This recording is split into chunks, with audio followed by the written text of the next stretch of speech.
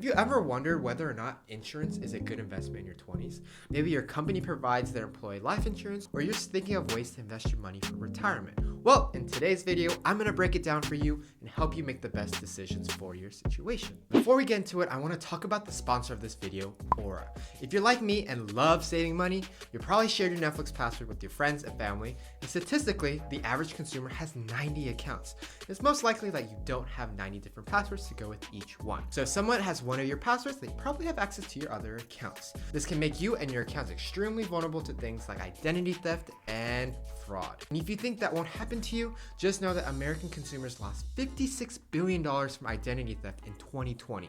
And that's a lot of money. This is why I've partnered with the sponsor of this video, Aura. Aura is an identity theft protection, fraud monitoring, a VPN, password management, and antivirus software all combined in one easy to use app that monitors the dark web for your emails, passwords, your social security number, and quickly sends alerts right to your phone and email. I've dealt with fraud, and I know with fraud, every second matters. I love Aura because it can connect my credit and bank accounts and notify me of any changes up to 4 times faster than Aura's other competitors. Aura's VPN allows me to stay anonymous online by keeping my browser history and personal info safe and encrypted. And the best part is that Aura's antivirus software will block malware and viruses before they infect devices. Aura found my personal information on the dark web 5 times in the past 2 weeks.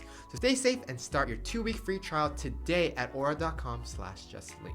Once you sign up, don't forget to comment down below how many times your personal info was found. Back to the video. So let's talk about what life insurance is. Life insurance is a contract between an insurer and a policyholder. The policyholder agrees to pay premium, this is probably you, usually monthly or annually, to the insurer, which is going to be the insurance company. And in exchange, the insurer agrees to pay a death benefit to the policyholder's beneficiaries in the event of the policyholder's death. The death benefit is typically a set amount of money, but it can also be a percentage of the policyholder's income or just the multiple of their annual premium payment. Now, life insurance can be used to help your loved ones cover expenses like funeral costs, outstanding debt, or just living expense in the case of a sudden death. And it can also be used as a financial planning tool to just help and preserve your family wealth or your lifestyle. Now, there are 2 types of life insurance policies, and the first one is going to be the term life insurance, and the second one is called permanent life insurance. Term life insurance is designed to cover a specific set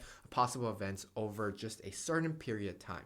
And that amount covered is just set over a couple years or how long you guys want, and it usually goes out by monthly. Now, term policies are always cheaper than permanent policies for the same amount of coverage.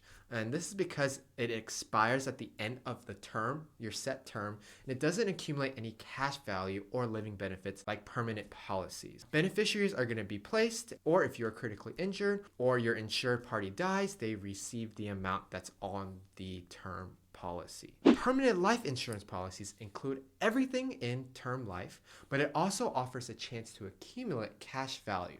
And the cash value works better for someone when they're in their 20s versus someone who's in their 50s because you have more years to accumulate that value compounded interest. The different type of permanent life insurance include whole life insurance, universal life insurance, and indexed universal life insurance. Now, the differences between those 3 are mostly centered around how aggressive the policy cash value grows. Whole life insurance tends to be the most safest and the most conservative, and variable life insurance tends to be the most riskiest and the most aggressive.